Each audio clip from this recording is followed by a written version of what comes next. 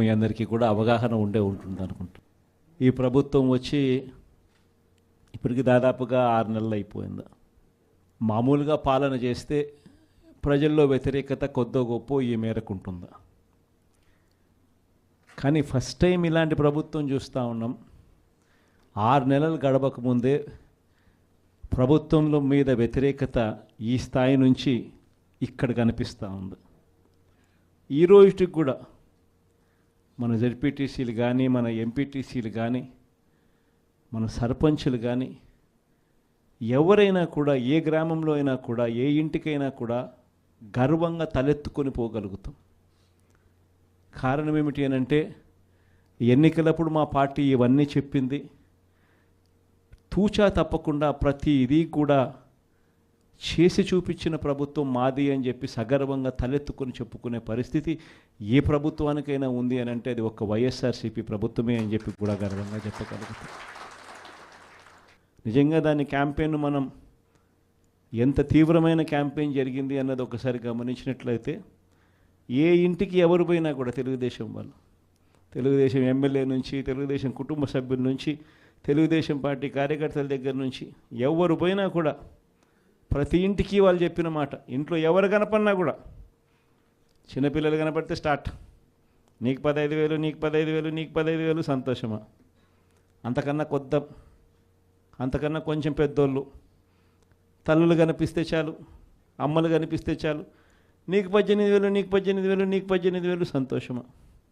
అంతకన్నా ఇంకా కాస్త పెద్దోళ్ళు, ఆ అమ్మలకు సంబంధించిన పెద్దమ్మలు, వాళ్ళ అత్తగారు కనిపిస్తే చాలు, నీకు 48,000, నీకు 48,000, నీకు 48,000, సంతోషమా?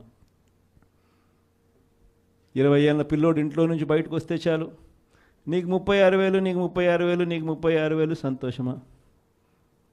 ఇంట్లో నుంచి రైతు కండువా వేసుకొని బయటకు వస్తే చాలు, నీకు 20,000, నీకు 20,000, నీకు 20,000, సంతోషమా అనే మాటలు ఈ రోజుకి కూడా నా దగ్గరికి మన ఎమ్మెల్యేలు కూడా నా దగ్గరికి వచ్చి చెప్పారు, చాలామంది కూడా చెప్పినారు, అన్న ఈ రకంగా చెప్తా ఉన్నారన్న, మనమేమో కుటుంబం మొత్తానికి సహాయం మనం చేస్తూ ఉంటే వీళ్ళు ఇంట్లో ఉన్న ప్రతి ఒక్కరికి కూడా మేము చేస్తాము అని చెప్పి చెప్పడం మొదలు పెడతా ఉన్నారు. ఈ అబద్ధాలకు మనం తట్టుకోలేమున్నా, మనం కూడా ఏదో ఒకటి చేయకపోతే, ఏదో ఒకటి చెప్పకపోతే ఇబ్బంది పడతామన్నా అని చెప్పి కూడా చాలామంది ఎమ్మెల్యేలు నా దగ్గర కూడా వచ్చి చెప్పారు. కానీ చెప్పినప్పటికి కూడా నేను చేయలేకపోయా.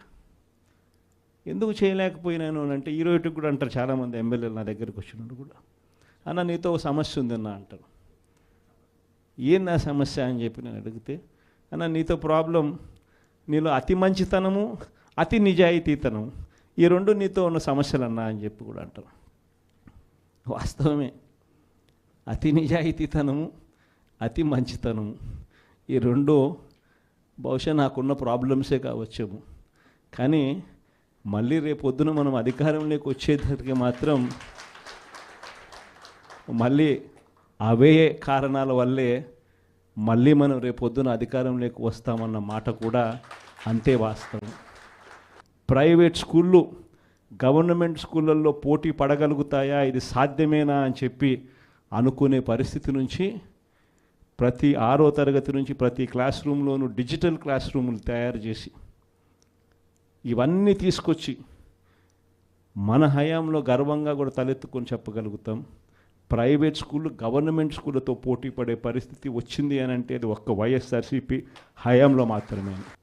వసతి దీవెన గాలికి ఎగిరిపోయింది. పిల్లలను ఈరోజు చదువుకునే దానికోసం ఇంజనీరింగ్ కాలేజీలో యాజమాన్యాలు, మీరు ఫీజులు కట్టకపోతే మీరు చదువుకునేదానికి మేము ఒప్పుకోము, ఫీజులు తీసుకొని రండి అని చెప్పి పిల్లల్ని ఇంటికి పంపిస్తూ ఉన్నారు.